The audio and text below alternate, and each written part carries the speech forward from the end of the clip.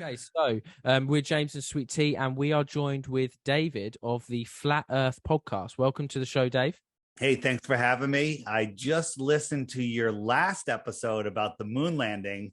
Oh, yes. And boy, do we have a lot to unpack. And my prediction is this isn't going to go very well. Oh, okay.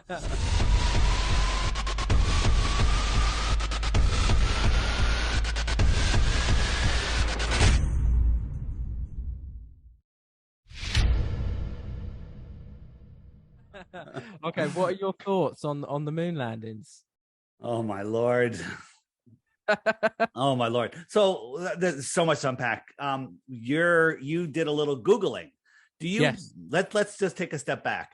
Do you Mhm. believe that the governments are here for our good and are giving us the proper truthful information we need? I mean, I don't think all the time. No. Okay. All right. Well, Yeah. when you Google, you don't get anything that they don't want you to have. You get what they want you to have. For example, if you Google flat Earth, you get all of their propaganda. You get the Flat Earth Society, which we're not. The Flat Earth Society says that the Earth is rising up at 9.8 meters per second. That causes gravity. No flat earther thinks that. That's ridiculous. If you search images of flat Earth, they show you a disc floating in space, right? Yeah. No flat earther thinks that, right? Anytime the mainstream media does a news piece, they show you a turnip floating in space. That's not what flat Earth is, right? And Right. they'll never tell you what the Earth really is. I mean, if you think about it, the heliocentric system, you're spinning at 1,000 miles an hour at the equator. Okay, so when you're watching the sunset, you ever watch a sunset? Mm-hmm. Yes. You believe that you're falling over backwards faster than the speed of sound, and that's making the sun appear to go down. Right. While that's going on, you're orbiting the sun at 66,600 miles an hour. Very funny number. That's unfathomable. And then you're chasing the sun at about 500,000 miles per hour. But none of these motions can be felt, seen, observed, measured ever. Okay. Okay. Right. So we just start there. My question first revolving that is, not every government likes each other. So, like, why would a scientist in North Korea agree with a scientist in the UK, for example? This is going to be a big one for you to swallow. All of the division of countries is fake. In the 1800s, there was an advanced civilization here worldwide, building stuff that we can't build today with technology that we have lost. It's been taken away from us. And they divide us, divide and conquer. So they divide us up by countries. Russia hates the United States. Cold War. How many battles were there? 0. No battles ever. It's not real. China, Russia, America, Europe, all of the stuff. They're all together. They're all one big corporation. That's it. So the division of countries is fake. Got it. Okay, fair enough. We have had other conspiracy theorists on the. I'm not a conspiracy theorist. I'm a conspiracy analyst. Got it. Right. Okay. Understood. That Can you sounds explain the difference? Yeah. Well, a conspiracy analyst is somebody that a conspiracy. People go conspiracy. Tinfoil hat. Yeah. Conspiracy is when 2 or more people collude together for their own benefit. You and I have a conspiracy. We colluded to make a podcast, okay, for the benefit of your channel. That's technically a conspiracy.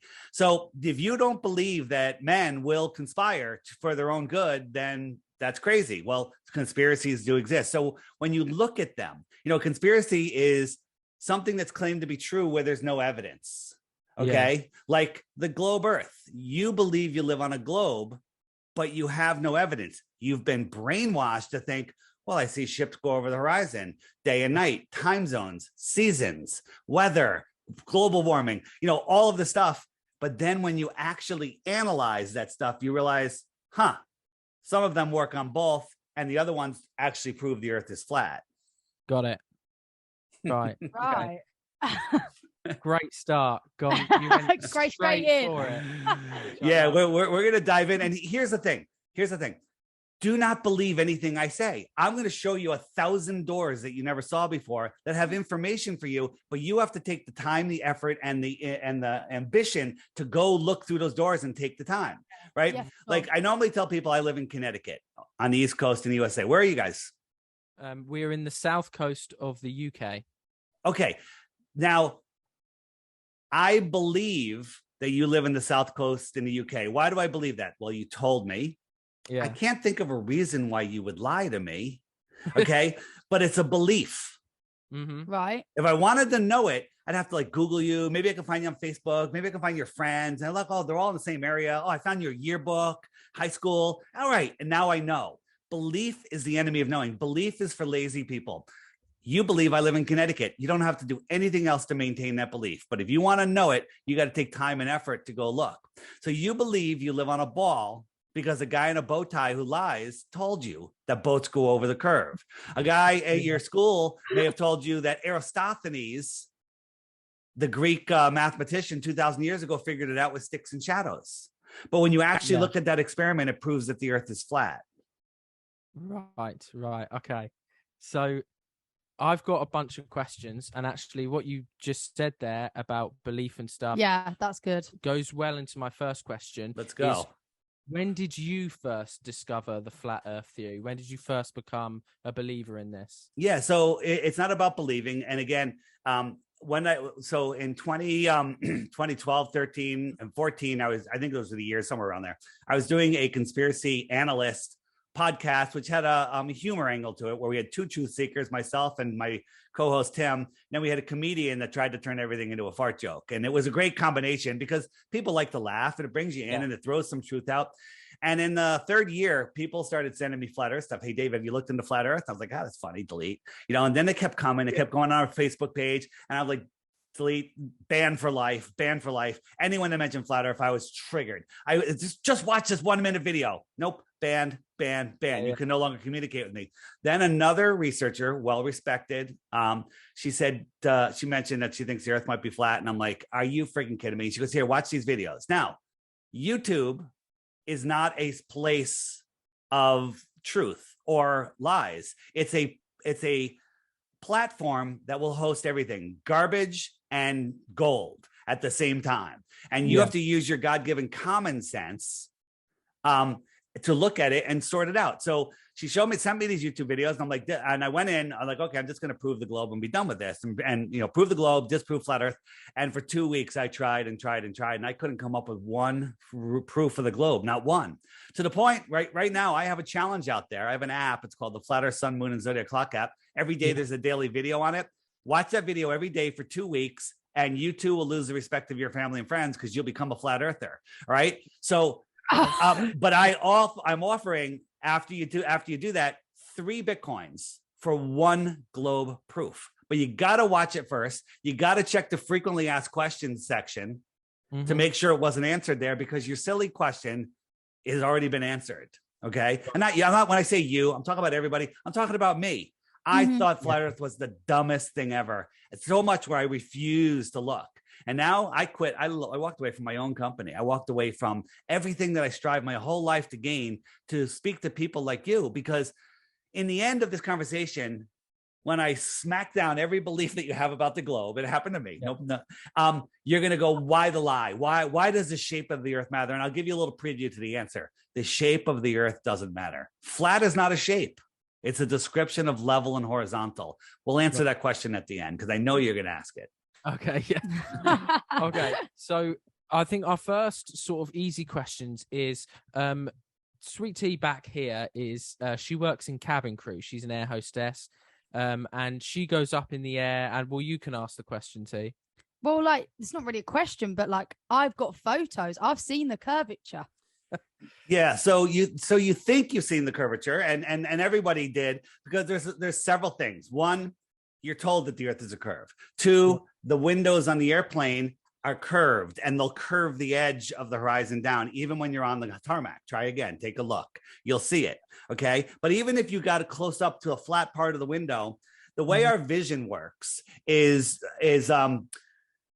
when you look out into the distance, the sky, the clouds above you are high, right? But in the distance, they merge with the horizon. And that area where the sky merges with the horizon, that's the limit of your vision. Okay. So let's say it's 10 miles away or 100 miles away. I don't care. Whatever direction it is, That's where the sky meets the ground, and that's the limit of your vision. Well, if it's 100 miles in front of me, it's 100 miles at 1 o'clock, 2 o'clock, 3 o'clock, 4 o'clock, all the way around.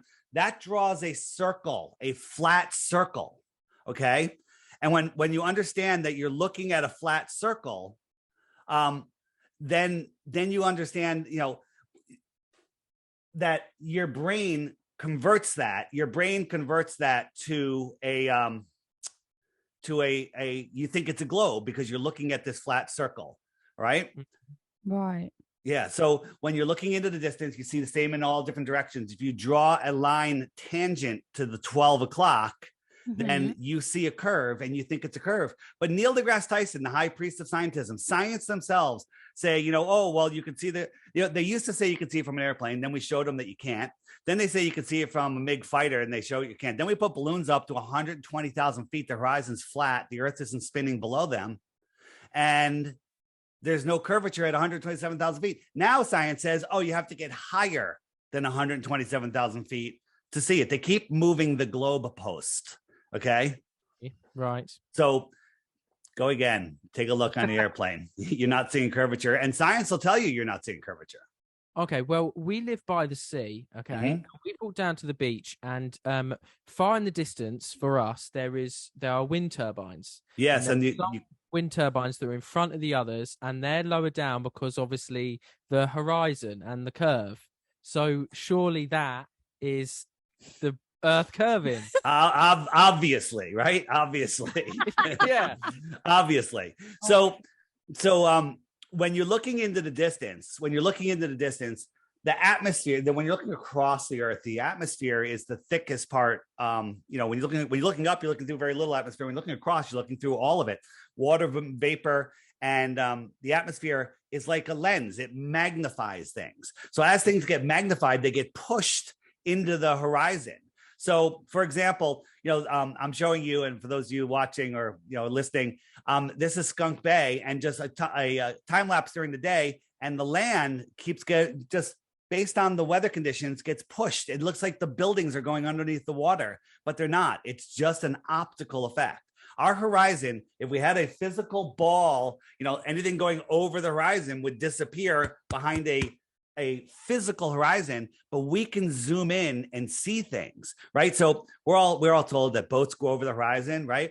So if I showed you an empty horizon in a video and you saw no boats out there, right? So the sky is meeting the ground. And then as you zoom in with a super zoom camera, you make it bigger, and all of a sudden your eyes can see, oh, there are boats out there. I thought that boat went over the horizon, right? And then the other thing is little tiny waves in the foreground. So little tiny waves in the foreground will hide the bigger boat in the background because the boat's getting smaller and smaller, and the little tiny waves in the foreground will make the boat disappear. And a glober will say, well, it's over the horizon. So on my app, the Flat Earth, Sun, Moon, and Zodiac Clock app, there's a button called Flat Earth Experiments. And it's where we've taken lasers and zoom lenses and looking at everything, and we can see things that would require the Earth to be 1,000 times bigger in circumference. Right? Over 1,000 times bigger. Well, that's a problem. If the Earth is 1,000 times bigger, they're hiding something. Okay. But I don't believe the Earth is a ball 1,000 times bigger. I believe it's much bigger than that, but it's a level plane. Okay. Right. So we didn't do too much preparation for this, but we did watch a couple of documentaries, and one of the ones that we watched was Netflix. Behind the Curve, and they did that laser experiment and they failed. It didn't work. Yeah. So let me explain that laser experiment. And so here's another great proof of the globe. The globers' best arguments for a globe Earth is what two flat earthers did. Okay. And so let me tell you that piece was what's called a hit piece, and they misrepresented what happened. So here's the experiment. We got a long canal, so the water is level, large bodies of water at rest, lay level. And we had a road next to it. So using, measurements off the surface of the canal, we had 3 pieces of plywood, 1, 2, 3. And we had a hole, tennis ball size hole, drilled in 3 of them. And we said, if the Earth is curved, we can't shine a laser through all 3 holes because the middle one would be higher on the curve of the ball. Okay. Absolutely. So we're doing this at night. It's the first time we've been there. And the first thing that happens, lasers spread out. They don't shoot a laser beam. Like when you shoot a laser beam, it looks like a nice thin beam. And that's because it's spreading out, but perspective is keeping it as a narrow beam for you. Laser beams spread out over great distances. All right. So we had what's called a condenser. You had like a $15,000 laser with another expensive condenser on it, and it melted. So we no longer, before we even started, that we turned it on and it melted and we couldn't use the laser. So we said, all right, let's just try it with a light. And we held the light through it, and the guy at the other end goes, I can't see it. And we're like, here, just try holding the light higher. And he holds the light higher. Now, if I reach up, I'm 6 feet tall. I hold the lantern up. How much higher am I holding it? 3, 4 feet? Another 3, adding maybe 3 feet. Okay. Yeah. Right. We held it up and he goes, oh, I can see it. And Jaron, the guy running the test, my co-host, he goes, interesting. And that's where they cut the film right there. Then he brings it down again to the hole, and we go, oh, we can see it now. And the problem was there was some branches in between that were blowing around in the wind or whatever, and we could see it. Now, there was globe believers there, flat earthers there, all in it, just observers there, and everyone walked away going, this proved nothing. If it proved anything, it proved there's no curvature, but we all walked away saying it didn't prove anything. But they edited the movie to make it look like we proved curvature, wanted to hide it. And the other one was, real quick, and I don't want to make this too long, it was with Bob from the Globebusters show. Highly recommended people watch that on YouTube. Globebusters every Wednesday and Sunday, and there's a 24/7 channel. He had what's called a ring laser gyro. And gyros hold rigidity in space, and this is a really high-end gyro. And we tested it, and it showed 15 degrees of curvature, about 15 degrees of rotation. Well, if the Earth was turning, that would be true. But the question is, and he said, off mic, but he was on mic. He goes, well, we don't want to let this information get out because the Globers will go wild with it, right? Cut. That's it, right? But then they said, because if we have to determine, is it the Earth spinning or is it the ether spinning? So what's an experiment we could do? Well, if it's the Earth turning at high altitude, if you're still connected to the Earth with the ring laser gyro, it's still going at 15 degrees per hour. It's making a bigger swath, right? Because a little turn on a ball versus a higher altitude, it's going faster, but it's still the same amount of degrees per minute per hour. Okay. And we did it at a higher altitude, and it showed a different rate of precession, which 100% proves, for anybody that can think this through, that it's not the Earth that's turning. But again, they didn't put that in the video. I see. Yeah. Well, I mean, I get most documentaries are doctored in some well, way. this wasn't a documentary. This was a hit piece. Okay, this was done on purpose. I'm not going to get into, but if you look into what the director of that movie made, her last movie was another hit piece on another psyop, which I'm not allowed to even mention here. Okay. Out of interest, have you met Mark Sargent? Mark Sargent's a good friend of mine. We're going to be at Flattoberfest in South Carolina in October. Oh my God, there's a festival. There's conferences. There's going to be, I bet there's 1,000 people there this year. It's incredible. It's a music festival and conference, a get together for like-minded people. I take it you guys don't have my app. No, we haven't got your app. But all right, but what kind of phones do you guys have? I got a Google Pixel. I've got an iPhone. Okay. Afterwards, I'm going to email you free copy of the app. But you think Flat Earth is stupid, right? Well, where are you guys? You're in Europe, right? Yeah. Okay, in the UK. So here's the UK right here. For those who are looking, these are people that have the app. There's more people than this, but this is where are you guys? I mean, there's Flat Earthers surrounding you. Every one of those dots is another Flat Earther. Britain, okay, UK. How many flat earthers there? That's here. This I can't even see it. It's in here, right? This is Britain, right? Cambridge, right? Yeah. There's thousands. There's 67,000 on the Friend Finder right now, and there's way more. Look at America. You can't even see it. It's insane. Okay. This is huge, so much bigger movement than I thought. Yeah. Well, here's the thing: we don't lose anybody, right? We don't lose anybody because once you see the lie, then your eyes open to everything else. Okay, and then when your eyes open to everything else, you unplug from the matrix. What's the matrix? The matrix is a prison for your mind, just like the movie says. Okay, and it's a prison for your mind to limit your thoughts. All right, to limit your understanding, to make you not realize that you're in jail. The globe is a jail for your mind, right? If I said, hey, you travel around, what if I said, you can never leave England?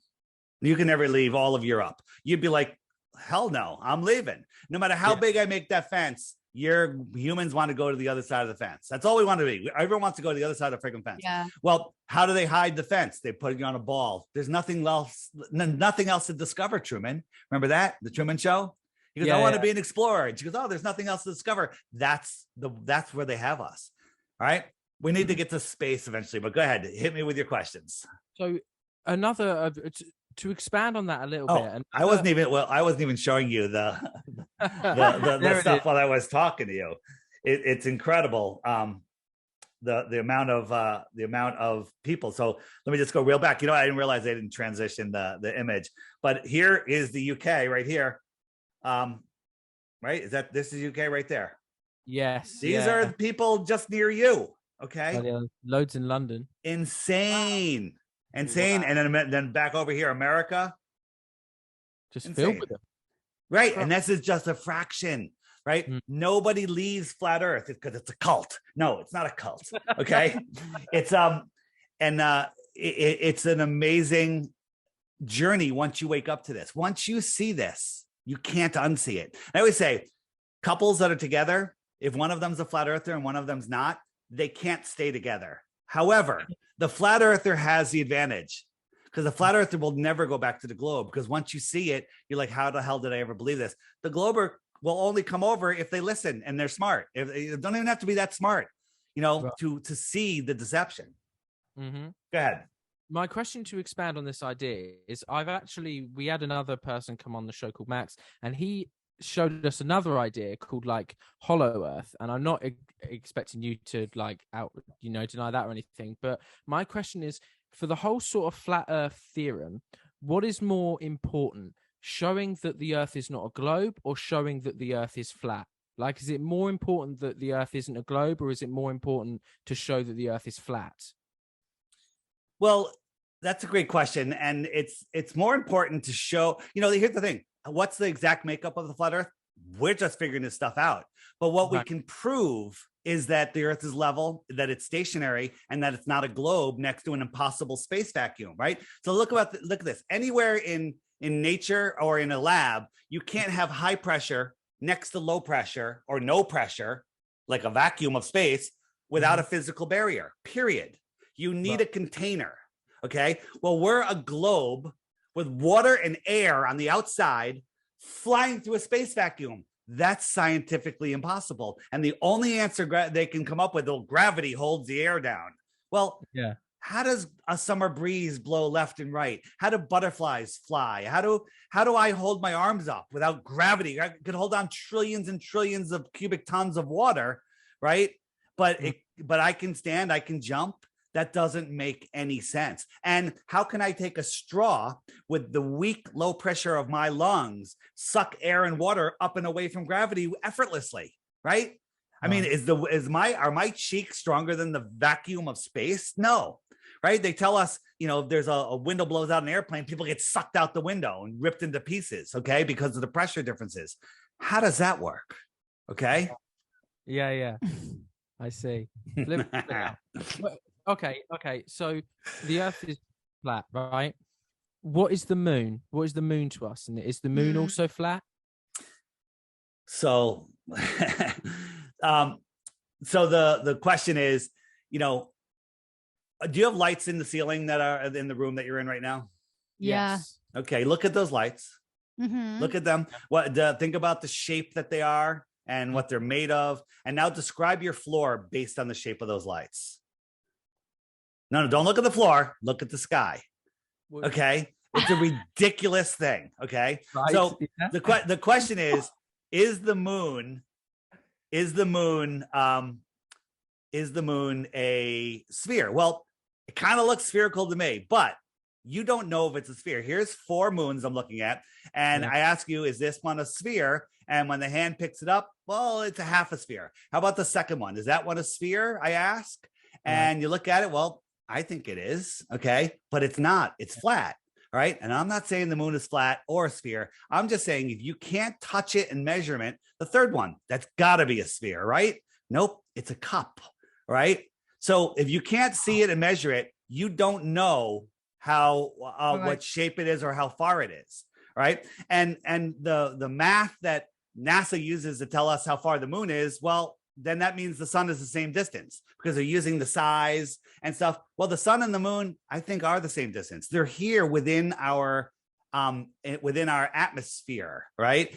And when there's a moon in the day sky, look at it. You see blue sky behind it.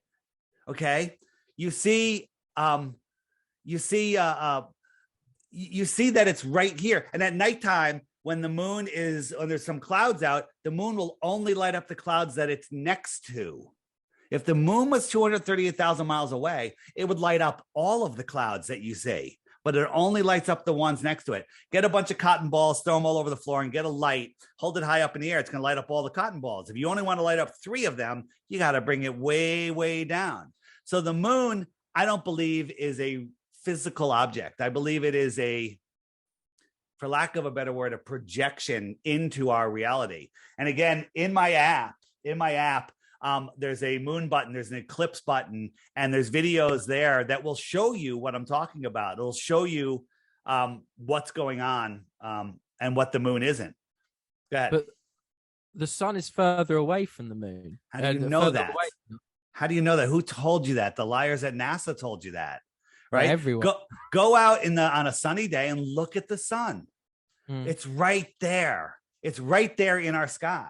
And I think that the sun that we see isn't the actual sun. It's like if you take a magnifying glass and you make that little dot where you burn ants. Remember the kid when you burned ants? You evil person, you, right? If you lifted it up a foot in the air, that dot disappears, but that dot's still there. If you put your hand in the space behind it, you'll find it and it'll burn you. I think the sun is focused. It's a focus point of energy into our system. And we all see it in a position unique to ourselves. Audio podcast, this isn't good. The question is on the app, if you click the question mark button and you say, where does the sun go? Up will come videos that Google won't serve you. These videos will show you why the sun sets, where the sun goes, what the sun isn't. And that's that. So I take it you don't think the moon landings happened? Oh my Lord, that's what I listen. It's not that I don't think, it's that I looked at it. Okay. And now I heard your argument about the shadows. It's just in pictures. That's an interesting argument. And it's a hard way, but the shadows were so far off. It's not perspective, but I don't even go there. The other thing you said was, the flagpole was L-shaped. Yeah, it did have a wire bar on it. But the problem was when you set it in the moon where there's no atmosphere and you're done, it should stay still. But when they walked by it, it waved. Right. From some air. Okay. It waved. So, and the other problem was if you zoom in on the flag, it's wet. In some of the pictures, it's wet. How do you have water in space? Water will boil in low pressure, let alone no pressure. Okay. Right. And think about this. Do you ever watch a video where they put like a soda can or something in a vacuum and they suck the air out and it explodes? Or if you put a water bottle or an empty bottle, it explodes, right? Because of the pressure. Go on an airplane. If you have next time you go on an airplane, take a empty water bottle, plastic water bottle, just close it tight. And then when you get up to altitude, open it. It's going to, it's just from that slight decrease in pressure, which you barely even notice.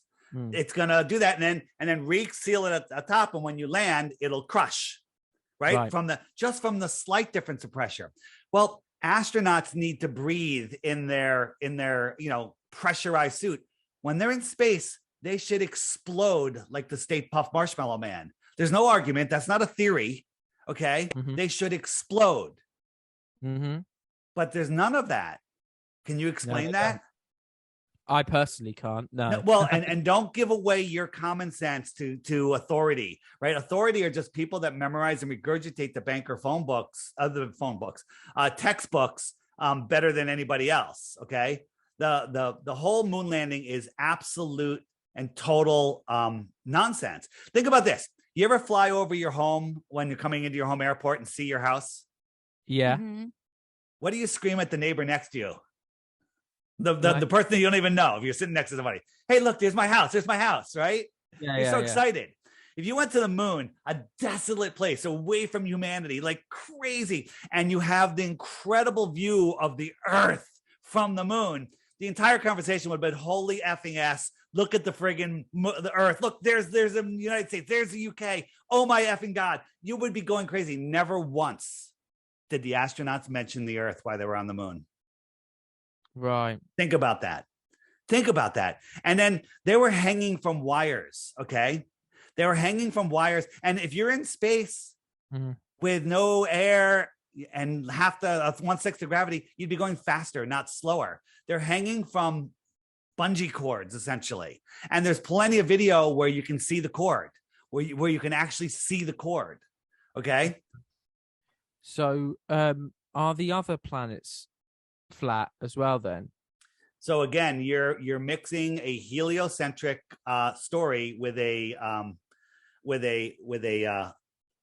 fake solar system. So when you Google flat Earth, you get the picture of all of the planets with a flat Earth. You know, is Earth the only flat planet? No flat earther believes this. No flat earther thinks this. We don't think other planets are flat, and we don't think other planets are spheres. Now, we're going to talk a little common sense, logic, science, math. Easy. Really easy, but people short circuit when you go, we're going to do some math. Oh no, I was only taught to be an accountant in school. I wasn't taught to be, to actually think and use the scientific method, right? So when we look up at planets through our telescopes, we see these very interesting light images, light coming back to us. Okay. Yeah. There's a thing called the inverse square law of light. Sounds complicated. It's not. Okay. And that says every time you double your distance to a light source, whatever it is, whatever the light is, you know, you're seeing me. I'm a light source. Light's bouncing off of me. And every time you double the distance, it's 1/4 of the brightness. Okay. And a simple experiment you can do is just get a little light, a little LED light, and put it inside a square box that's like 1 inch or 2 inches or 3 inches wide, and then take a light meter and measure the light on that wall, and then put it in a box that's a square foot, and then a box that's 3 square feet, and then in a whole room, right? And measure the light bouncing off the wall of the box or the wall of the room, and it gets exponentially dimmer and dimmer and dimmer. Okay. And that's because light is spreading out as it goes. All right. So when we look at the moon on a full moon night in the middle of nowhere, I could read by it. It casts my shadow on the ground. It's bright. And let's just say it's 1 lumen. Well, if I went halfway to the moon, it's 4 lumens. Halfway again, 16. Halfway again, 64. I keep doing that until I'm 100 miles from the moon, where the astronauts took the alleged picture. And the brightness is like over 60 times brighter than we see the sun from Earth, for that light to get to our eyes using their science. Makes no sense. Okay. And now planets are even worse. Have you ever go out at night and look at Mars, Jupiter, Venus, right? I've seen Mars. Yeah. I've not and Jupiter is right there. As bright as any star. And so Jupiter is, they tell us it's a gas giant. A gas giant. So gases aren't very reflective. It's a dull gas giant, right? And NASA showed us a video of one of the probes going by it, and you can see that the everything's moving on it, everything's changing. It's absolute nonsense. So think about this: if you're on Jupiter, well, the sun is a hell of a lot farther away, so the sun is much smaller than we see the sun, so it's dimmer, right? So you have to imagine that large star-sized sun, much smaller than we see, is sending light to Jupiter. It's bouncing off of those non-reflective clouds, traveling all the way back to Earth, ignoring the inverse square law of light, and it's brighter than any star in the sky. Right. Doesn't work. Doesn't work at all. Right. Okay. Yeah. Wait. And can we just extend this one further? Oh yeah, absolutely. So think about the sun. The sun itself is very, very close to us. Is very big compared to the Earth, very small. So if the sun was one of those yoga balls, right? One of those big yoga balls you can barely grab your arms around. How big would the Earth be? Oh, the Earth would be tiny. Like a BB, or like a small marble, right? Yeah. Okay. So now let's move there. Let's say it's noon, and we move the sun. It's just a mile over your head. The surface of the sun is a mile over your head. you agree that it would fill the entire sky like this image I'm showing you, right? It would just fill the entire sky. Yeah. Okay.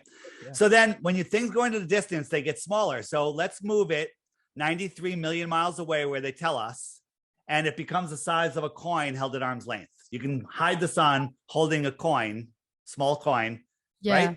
Okay. That's a lot of reduction. So that's 8 light minutes. You understand what a light minute is? It's the distance light travels in a minute. Okay. So it takes 8 minutes for the sun to get to the light to get to us from the sun. This is a story. It's not real, but this is what science tells us. If I doubled the distance to that sun, remember the entire sky reduced to the size of a coin held at arm's length. If I doubled the size, could you see it?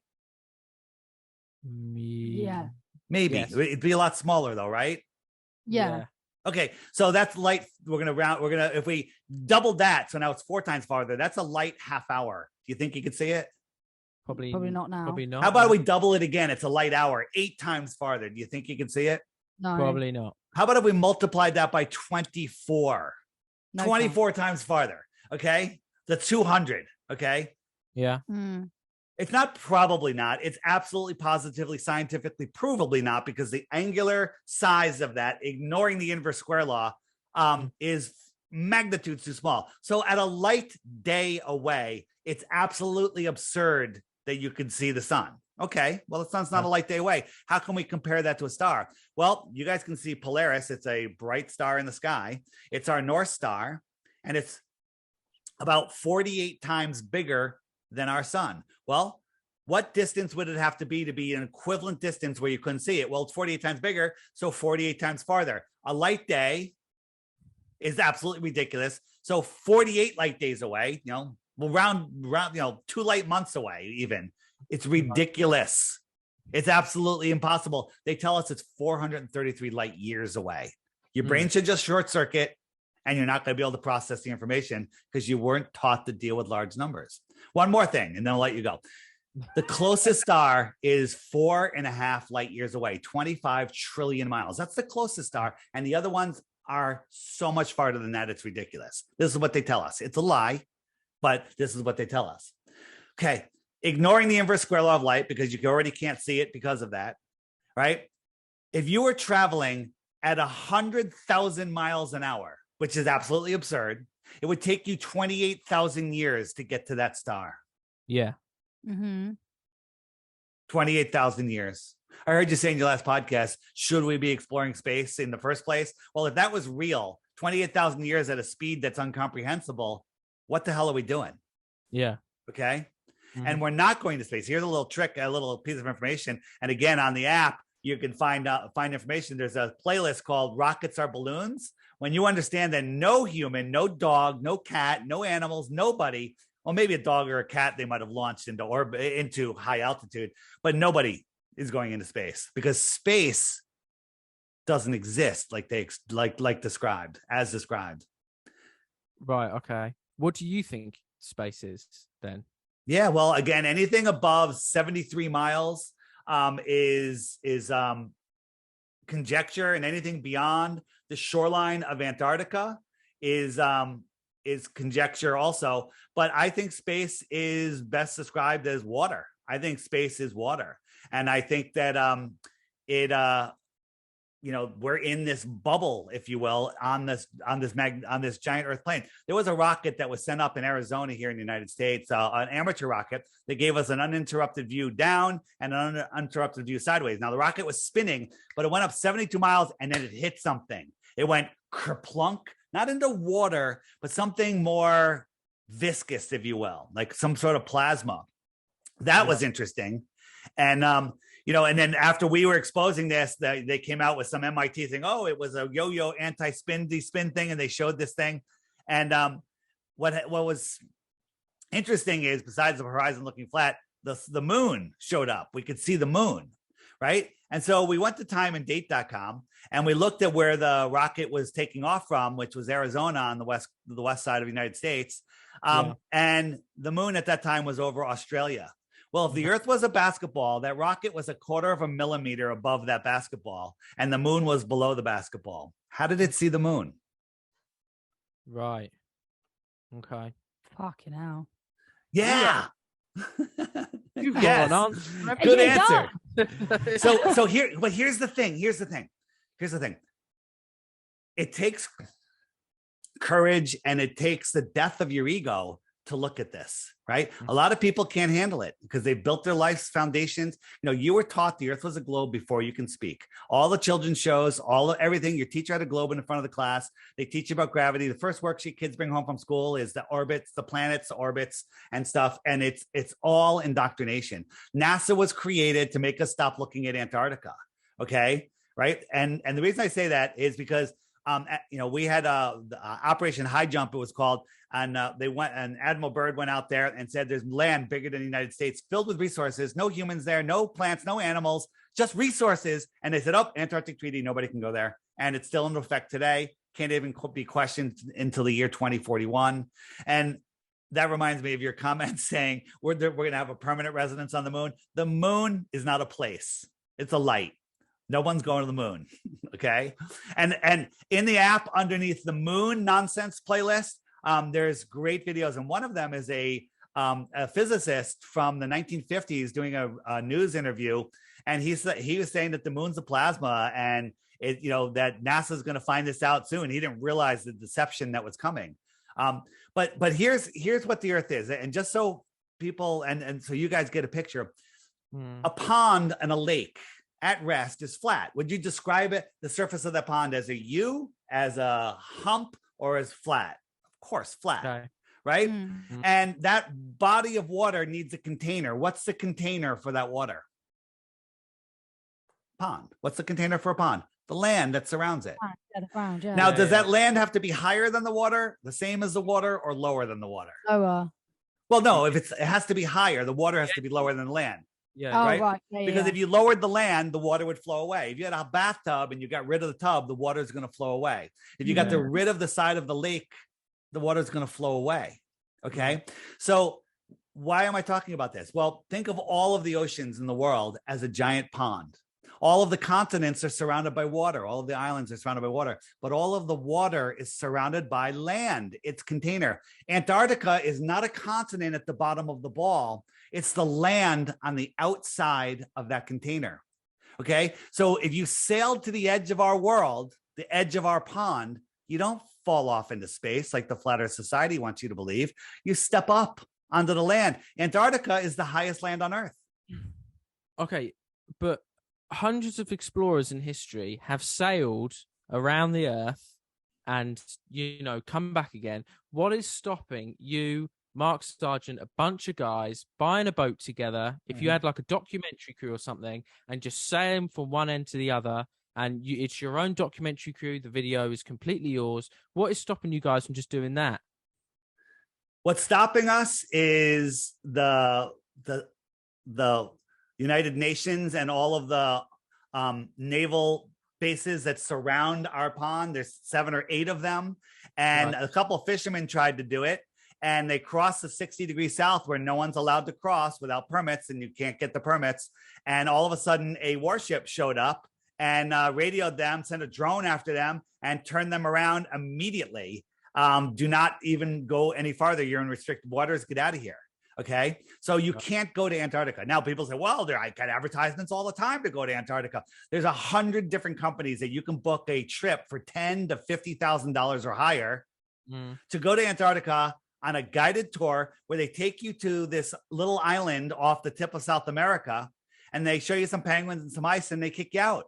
Okay. But all of those companies are owned by the same guy. That's a problem. Okay. That's a big problem. Okay. So circumnavigation, that's the big one. And that's what people don't understand. Circumnavigation is really, really easy. And it doesn't prove the earth is flat when you circumnavigate east or west. So at the center of the flat earth, just draw a big circle on a table. That's your pond. Everything outside of that circle is Antarctica. Okay. And at the center of the circle, put a big, powerful magnet. That's our magnetic mountain that's at the center of the flat earth. And you put a compass on the table and you try, and the needle will point towards the center of the circle. And now you try to push that compass east. You have to keep turning to the left Otherwise, you won't be going east anymore because you got to keep the needle pointed towards the center. So east and west are circles. Billions of people have circumnavigated east and west and ended up right where they started from. But if you try to go straight west or east without turning, immediately you're going south because you're going away from the center. So here's the thing. On a flat Earth, you can't circumnavigate south. North and south are straight lines on a globe Earth and a flat Earth. There's circles on a globe Earth and a flat Earth, but you can't circumnavigate south on a flat Earth. Now you can on a globe, but guess what? Nobody's ever done it. Nobody's ever done it. If you go south, you go away, okay? And you don't come back, right? Right. Now the equator is 24,000 miles around. So Antarctica, the island at the bottom, is only 10 to 13,000 miles around. So why don't we just circumnavigate Antarctica? Well, Captain Cook tried that. Took him 3.5 years. He went over 60,000 miles. 60,000 miles. Okay. Okay. Bloody hell. Yeah. Yeah. Okay. Welcome to Flat Earth. Yeah. Why is this so important to you? Thank you. I told you that was coming. I was told when Yeah. you're ready, we're going to end with that. So when you ask that question, that's the end. We're going to end the show with that. Okay. So Go ahead. I've got others first. Let's I've keep got going. One more question, and then my listeners have submitted a few questions. Yeah. As well. Please. Excellent. The first question I want to ask you, and like, I hope you don't get offended by this because it's not. I'm offended. But, the flat Earth movement, or whatever you prefer to call it, Awakening. awakening. Do you feel like it's more about science or more about going against authority? It's 1,000% about science. We actually use their science. We know that a 6-foot-tall person standing at the edge of calm water should see a physical horizon just 3 miles away because there's 6 feet of drop on your globe. Your globe, Okay. their globe. You're no longer a globe earther. You're halfway there already. Okay, and everything else should drop off behind that. Okay, but we can see things. We can see things so much farther. It's unbelievable. Again, on the app, if you hit the web button and you scroll down to the button that says experiments, there's a whole bunch of experiments that they're hiding. And actually, we just got a new one where Jay Tolan, one of our researchers, he's a camera expert and he converted his camera to infrared. He sees things. I think it's over 1,000 miles away or 900 miles away. There should be I forget the number. It's like 50 miles of curvature or something. It's absolute insane. And you can see these mountains. But the problem is our eyes don't work that way. We can't see things, right? And when there's a little bump that's a millimeter higher than your eye line on the flat Earth, it hides cities that are behind it. And then you think that's curvature. Right. Okay. Okay, so we got some listener questions. Emily from South Dakota, she's asked, how does day and night work then? Day and night. So that's a great question. And it's because the sun's light is local, right? The sun's light, it's a local light. And there's 3 layers. The sun is a celestial object. Then the atmosphere is the middle layer. And that atmosphere, when it all condenses, becomes opaque, right? Yeah. When you condense all that atmosphere into the horizon, it's opaque. So you got your atmospheric layer. And as the sun goes away, it just gets blocked behind it. Okay. It gets blocked behind it. And it's just a perspective thing that people you were never taught in school. So again, on my YouTube channel, which is DITRH, the initials for Deep Inside the Rabbit Hole, Right. I have a playlist called, and I'm going to add it to the app actually, called Sun Fade Outs. Okay. Yeah. Where the Yeah. hell is my sunsets? There it is. And what you watch is the sun itself fades out. So I took my drone on a super clear day. It has to be below freezing, no humidity, and super clear. Okay. And I have my drone watching the sunset over land. I'm on the East Coast, so it's going over the land. And the sun should just go down at a steady rate if we were spinning down, down, down, but it didn't. It stopped on the horizon and it sat there for 10 minutes. And so in my video that's super sped up, the sun never drops below the horizon. It just goes into the distance and takes its light with it and fades away. Right. And now my friends are at the beach already. They said the sun set 10 minutes earlier and it was already dark. Okay. But we've actually seen the sun dip below the sea. You've seen it dip. So here we go. So I'm going to show you exactly what you see, and I'm going to describe it for the people that are just listening. So this is called my flat Earth kitchen.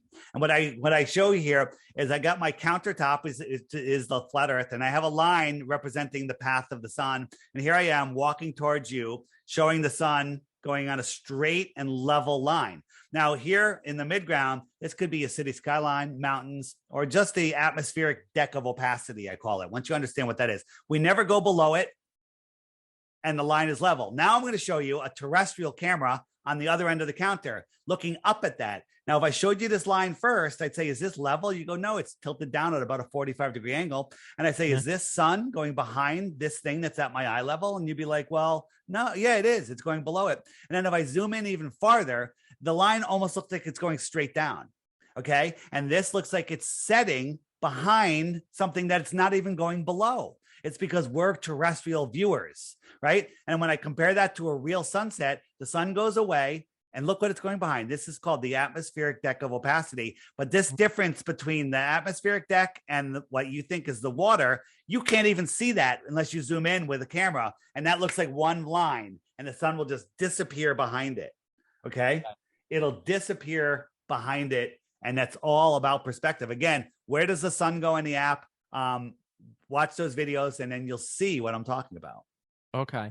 Joel from Indiana has said, could you explain the Northern Lights? Yeah, the Northern Lights are on a flat Earth.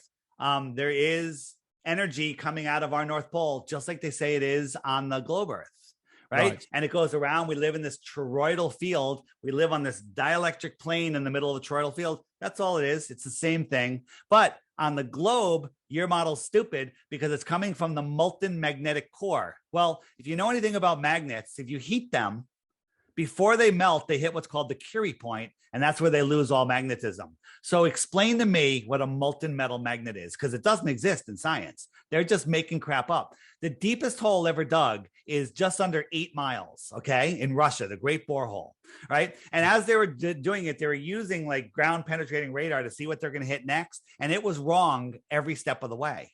Okay, no more water, no more rocks. They hit water, they hit rocks. They were wrong. And then about 7.5 miles, they hit an impenetrable barrier. Okay, impenetrable, right? And for years, they couldn't get through it, right? So they were wrong. So put that into scale. You had an apple. Apple has really thin skin. Well, they drilled about a quarter of the way through that apple skin. Okay, and they were wrong every step of the way. But then they know what the next 4,000 miles is, and they show us that meme in our textbooks, right? And that's all pseudoscience. You're looking at a meme with zero proof. That's a conspiracy theory. Okay, I've never heard anyone call it a meme before. It's all it is a meme. Yeah. As a conspiracy analyst, you might be able to help us with this one. Sam from the south of England has said, have you heard of birds aren't real? I've heard that. I saw something on it where the birds that their feet are capacitors, and when they sit on the power lines, they're recharging their batteries. Yes. I thought that was funny. I like that. I like it. But birds are real. Don't believe me? Shoot one off a freaking wire and dissect it, and then you can eat it. So now, does the government have little mini drones that look like bugs? Absolutely. Looks like birds? Probably. Okay, but doesn't mean birds aren't real.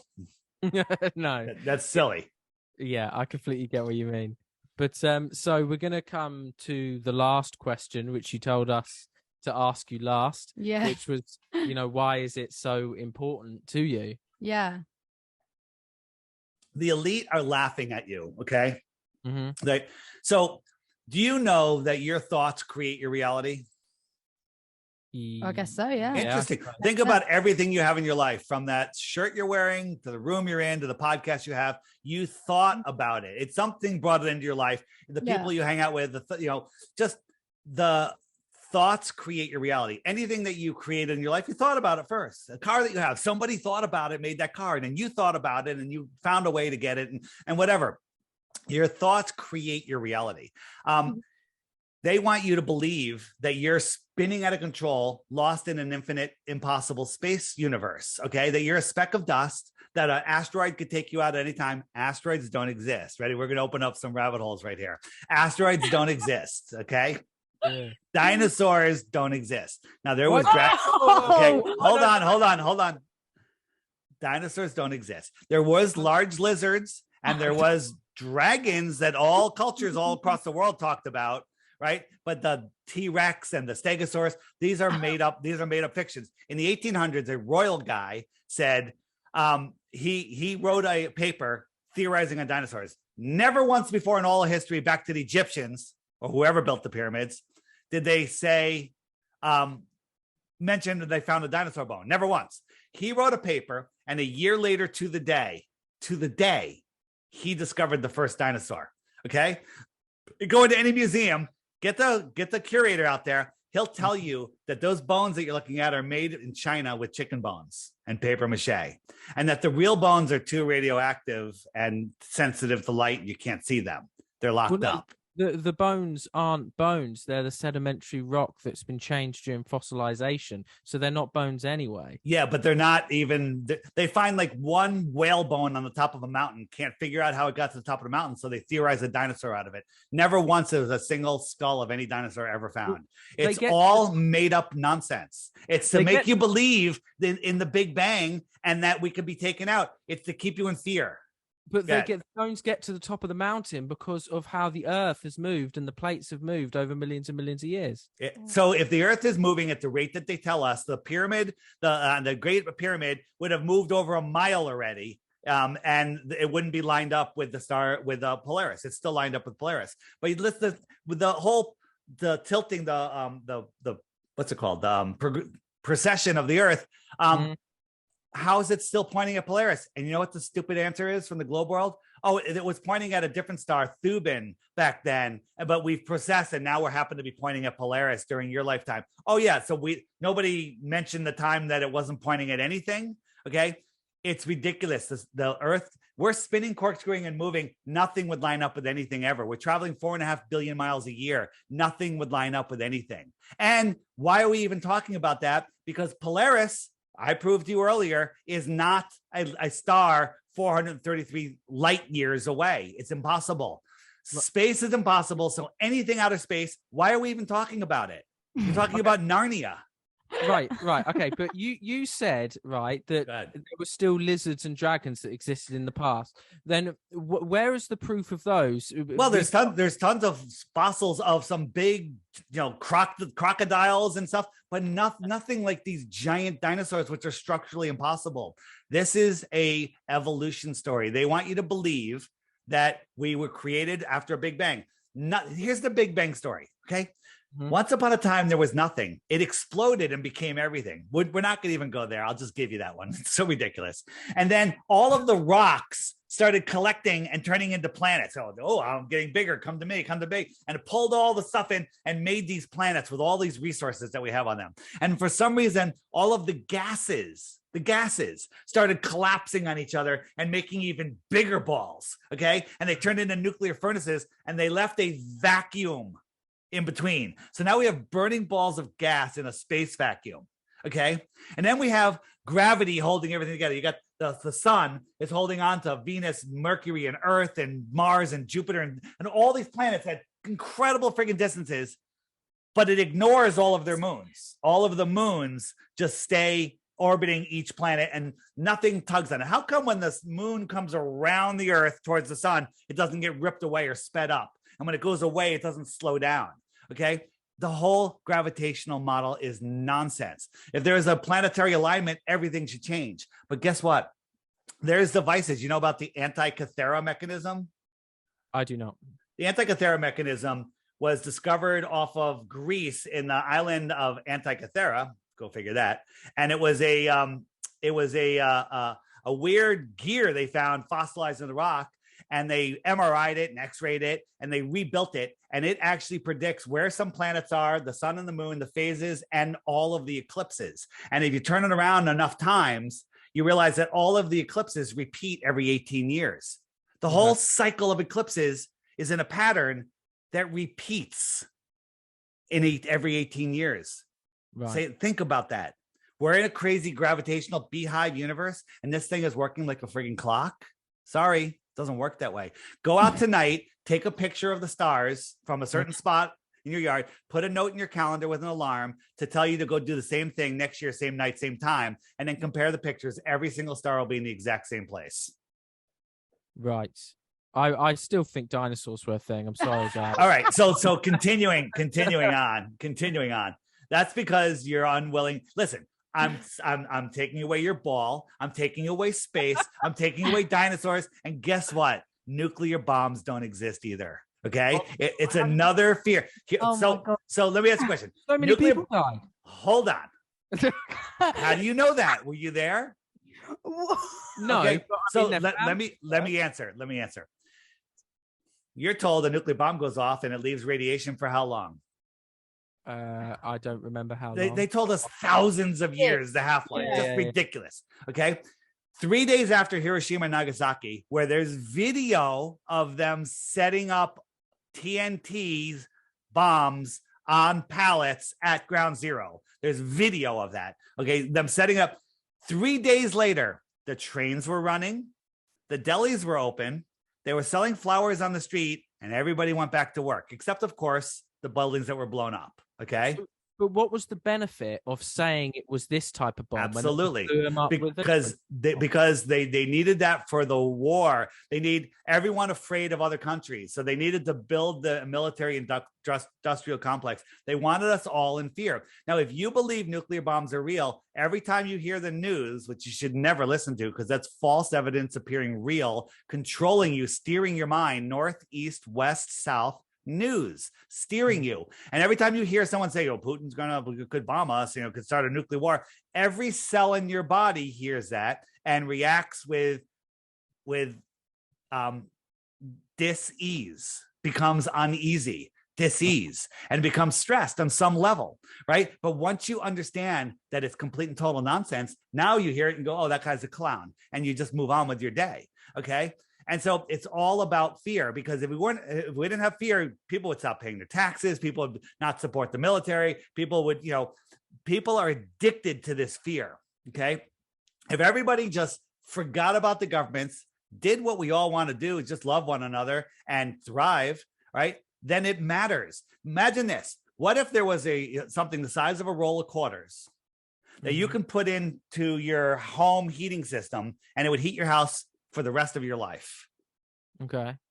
You don't have to pay for it ever. And what if there was another one that did the same thing, but it powered your house and your car, charged your car also, and you never had to replace it? That's technology that they don't want us to know exists. Okay. They don't want us to know that because they have to control us, right? Look into Tesla and his Warden Tower and the World's Fairs and wireless electricity.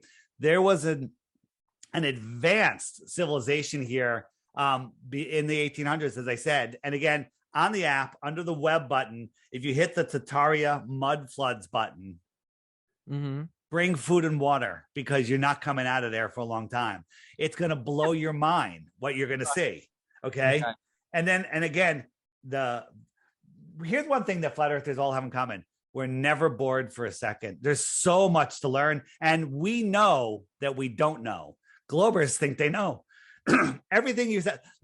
Listen, you're just like everyone else. You're just like me. Probably not as bad as I was. All the stuff you talked about, space, going to Mars, right?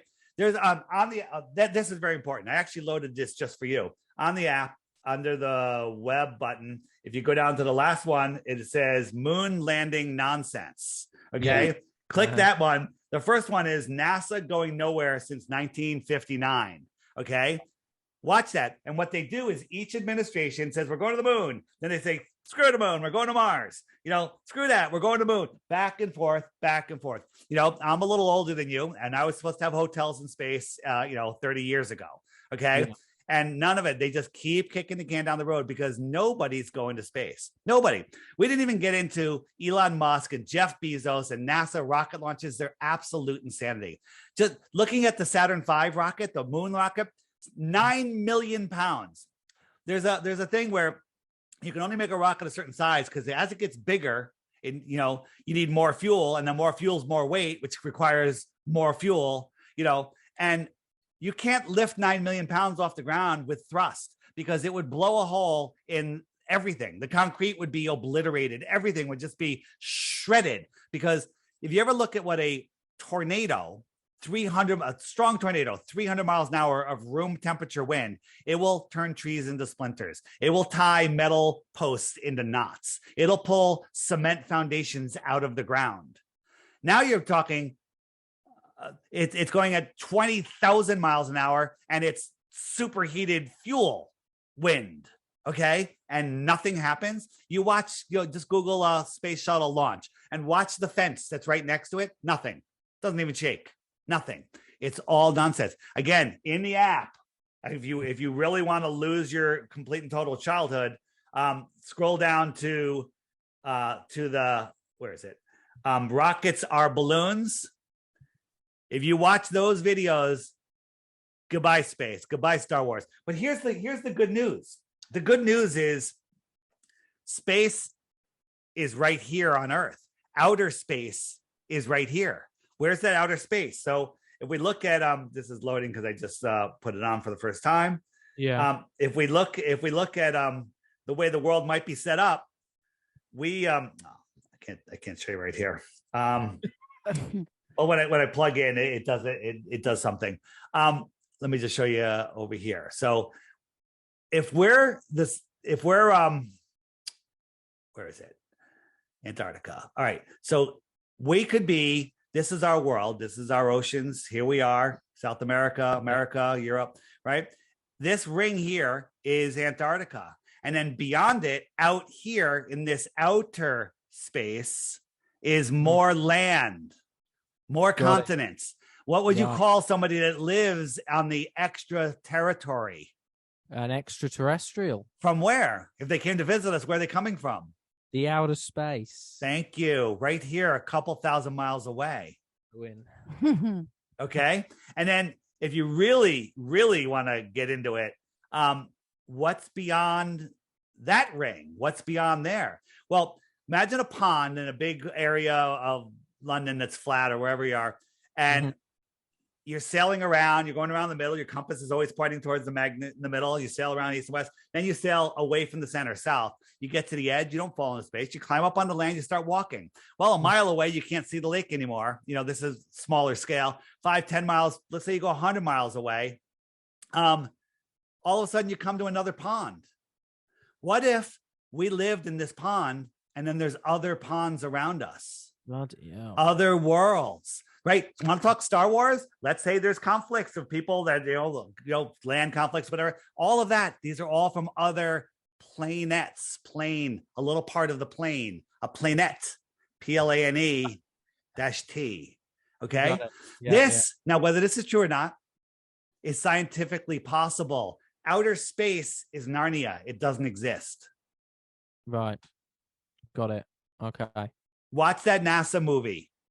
Okay. So the bottom line is, why the lie? The lie is to control your mind, to keep you in fear, to make you feel insignificant, to hide the creator, to hide more land, to hide your true power. Okay. The only control anyone has over you, your government, anybody, is in your imagination. Imagine if everybody listened to your podcast tomorrow. Okay. Everyone in the world.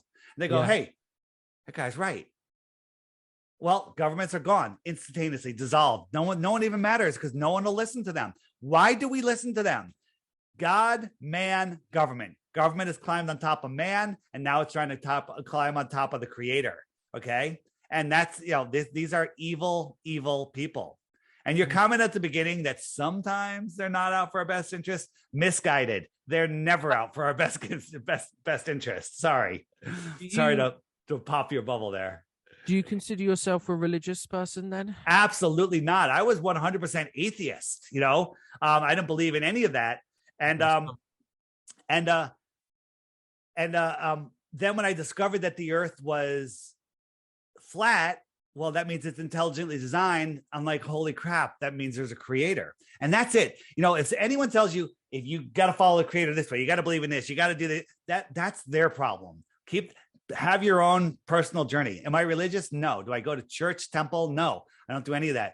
I have my relationship with the creator. I respect this creation. I see the beauty. I go outside. It's a whole experience. Anytime you go out, I mean, people just drive around things blind. You go by a big rock formation and you think those are rocks, you're wrong.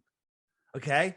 Many of them were giant. You know, there was trees here that the circumference of the trunk is tens of miles around. Giant trees. And these rock formations and mountains are just the branches from those trees when they were felled for whatever reason. So there weren't dinosaurs though.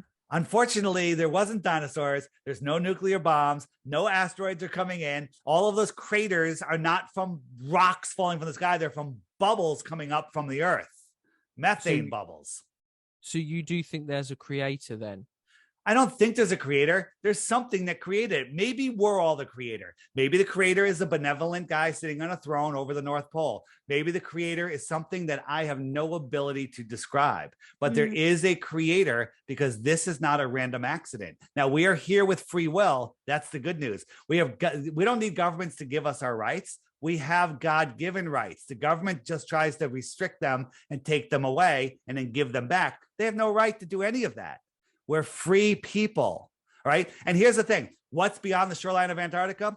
I don't know. I'm speculating. There's lots of evidence, lots of good books. Hit the book section, buy The Iron Republic or The Navigator That Crossed the Ice Walls or The Smoky God. There's some great books that will blow your mind that people in the, early 1900s, 1800s were talking about more land beyond Antarctica. Well, they all knew the earth was flat.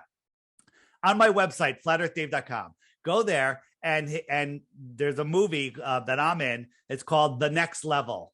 Okay, you can. There's a free copy on the app, but there's a high def copy. It's worth it. I think it's $5 or $7. Watch that, and you'll get blown away. I interviewed a woman named Ruth, and her she's 102 years old, and she said she was taught flat Earth in the early 1900s here in America. Wow. Okay. They were teaching flat Earth up to the late 1950s here. Okay. They were teaching both. And then the Rockefellers came in with their incredibly cheap textbooks for the poorly funded schools. And everyone had to get the Rockefeller textbooks. And you're reading textbooks by the bankers that teach you how to be good banking customers and slaves. So that's why it's not the shape that matters. It's hiding who you are, where you are, what you are, the power of your mind, and hiding the fact that nobody has control over you. And they're controlling us with their fiat money, which is worthless. They don't need it because they created it out of thin air. And they want us to be their slaves. That's it. When you became a flat earther, did you lose loads of friends and family? Or did you? Some, but then they come back. They're all come back. Everyone has their journey, but I gained a whole new family. So many quality friends, so many people that are thinking. When I go to Flattoberfest, flatearthfestivals.com, for anyone that's interested, there's hundreds of people. I've met many of them, but anyone I turn around and see, I already know that they're awake and aware of the reality they live in. They know that there's questions to be asked. They don't just believe nonsense. They're aware of all of the nonsense that's going on in the world, and every single person, every conversation is fascinating. You're not around a bunch of zombies that are lost in fear. You're around people that have removed the fear from their lives and taken their lives back. Right. Okay. Well, I think that's a great moment to end the interview on. So thank you so much, Dave, for coming on to our show. All right. And so here's the deal I have for you. I'm going to give you guys the app for free, but I'm actually going to require you to watch the NASA Going Nowhere since 1958. I'll send you the link in a follow-up email, and watch that and then tell me when you're done with it. All right? Okay, we can do that. I think it's only an hour. It's really good, though. You'll like it. Right. Wicked. Thank you so much. Yeah, thank you. All right, guys. See ya. See you later. All right. Bye-bye.